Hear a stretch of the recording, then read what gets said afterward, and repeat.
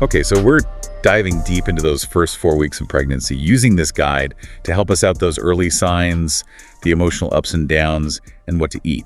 It's a lot to cover. It really is. And you know what's wild? Even before you miss your period, your body is already changing like crazy, all because of hormones. Like a whole behind-the-scenes production is going on. No kidding. So the guide mentions fatigue and mood swings. Those feel like, classic pregnancy things. But then it talks about cravings and even food aversions happening this early on. Is that really hormones or people just psyching themselves out? Oh, it's definitely the hormones. Progesterone and HCG, they're like the announcers getting your body ready for the big event. And just like with any big announcement, some people are going to have a bigger reaction than others. So some people just get a little tap on the shoulder, while others are getting a full-on parade in their honor. Exactly. Everyone's body reacts in its own way.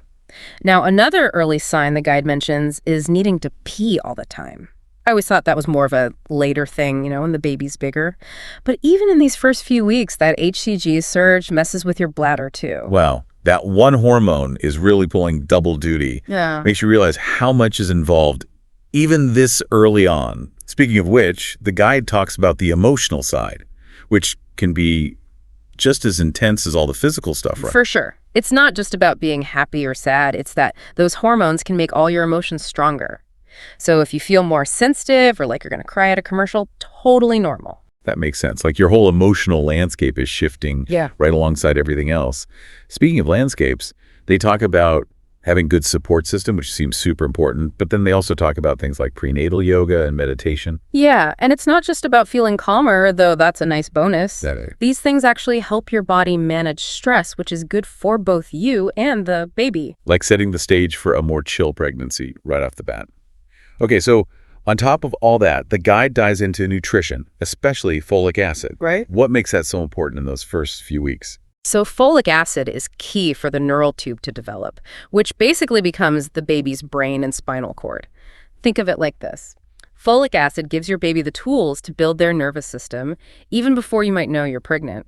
They recommend 400 to 800 micrograms each day. Ideally, you'd get that from both the food you eat and a good prenatal vitamin. So it's all about being prepared, making sure you're getting enough of that, like right from the get-go. They mention leafy greens, citrus fruits, things like that. Basically, a healthy diet is what matters. Totally. And they also talk about iron for healthy blood flow and calcium for strong bones. It's like those are important throughout the whole 9 yards. It really is amazing how much happens in those first few weeks.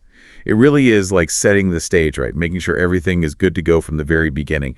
And speaking of setting the stage, this guide also talks about the importance of prenatal care. I mean, that seems kind of obvious, but why are those early doctor's appointments so important? It's not just about seeing how the baby's growing, though, of course, that's a big part of it. Those regular checkups are about making sure both you and the baby are doing okay the whole way through.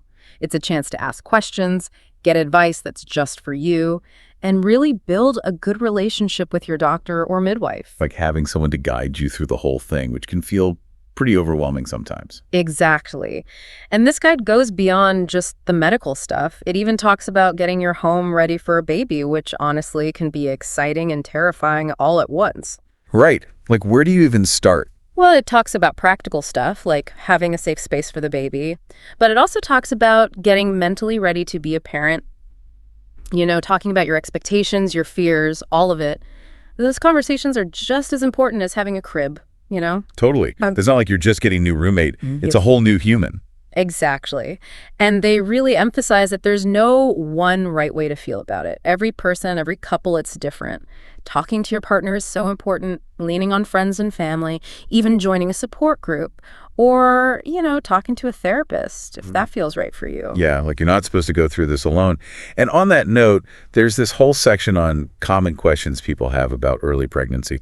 I have to admit, I was nodding along to a few of these. Oh, for sure. It's all those normal, totally understandable worries that come up. Like, wait, am I really pregnant? Or what if something happens? It's natural to have those thoughts, even when you have all the information in the world. It's like logic and emotions don't always see eye to eye. And while the guide has some good advice, it also says, talk to your doctor. They're the expert. Everyone's different, so getting advice that's tailored to you is key. So important. Okay, one thing I know a lot of people wonder about is morning sickness. Let's be honest, not the most fun part of early pregnancy. Definitely not as glamorous as that pregnancy glow everyone talks about, but the guide has some tips. Eating small meals throughout the day, staying hydrated, figuring out what foods make it worse, and avoiding those like crazy. Little things can make a huge difference. For sure. And I've heard ginger can be a lifesaver for some people. Ginger tea, ginger ale, anything ginger, really. Yeah, ginger is supposed to be really soothing. It can be amazing for nausea. It's all about finding what works for you. Another common question they answer is about exercise.